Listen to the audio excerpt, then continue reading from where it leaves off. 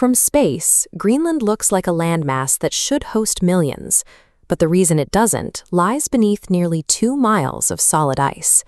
If you look at its standard map, using the 16th century Mercator projection, Greenland appears absolutely massive.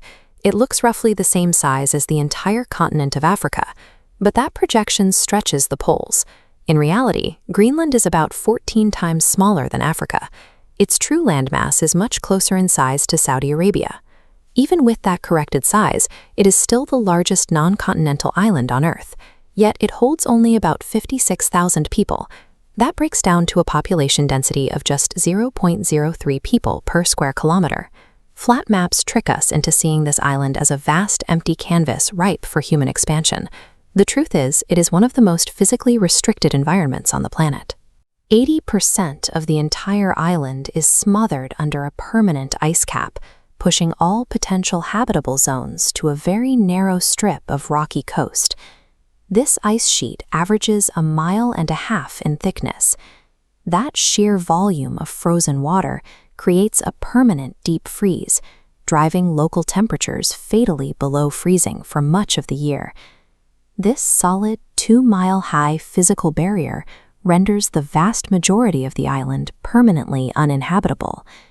Because of that barrier, every single town and settlement is forced to the edges, clinging to the jagged, ice-free coastal fringes that ring the island. Space is so limited that nearly 1/3 of the country's entire population is squeezed into a single location, the capital city of Nuuk. The people who live here have deep roots.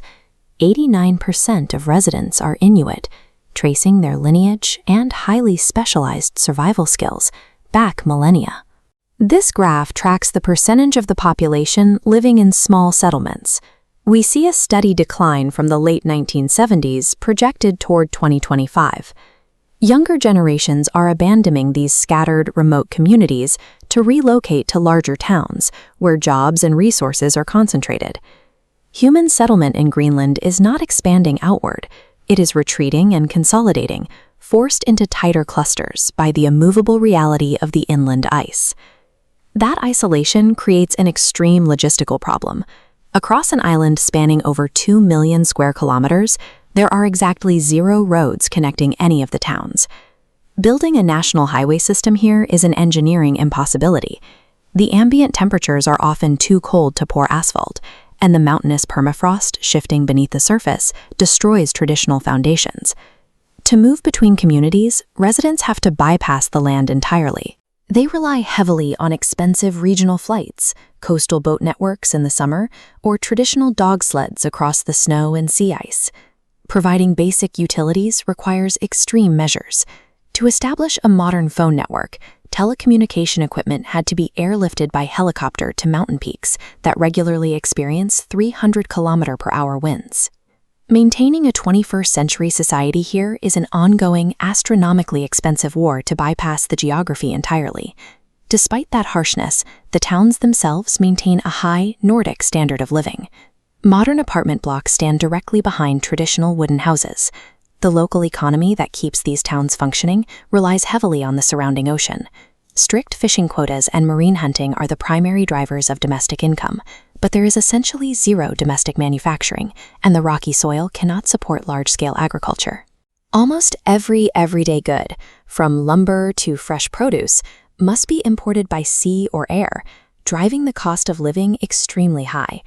Sustaining this modern society depends on a specific political status. As an autonomous country within the Kingdom of Denmark, Greenland receives a massive annual financial transfer, a block grant, that funds the majority of its government and public services. Without these funds, the cost of maintaining a modern Arctic state would far exceed what its local fishing and hunting industries can currently support. Now, the environment itself is shifting. The Arctic is warming 4 times faster than the rest of the world, rapidly altering the Greenlandic landscape. As the ice sheet recedes, it is exposing something buried for millions of years, massive, untouched deposits of critical raw materials. Looking at this map from the Greenland Mineral Resources portal, we can see the sheer volume of accessible deposits. The color-coded dots representing active sites and mineral deposits are densely clustered along the newly exposed, ice-free outer ridges.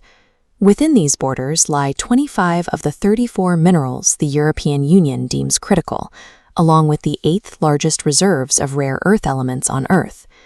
This sudden access to unexploited wealth has made the island a focal point of competition between the US, EU, and China as they maneuver to secure future supply chains.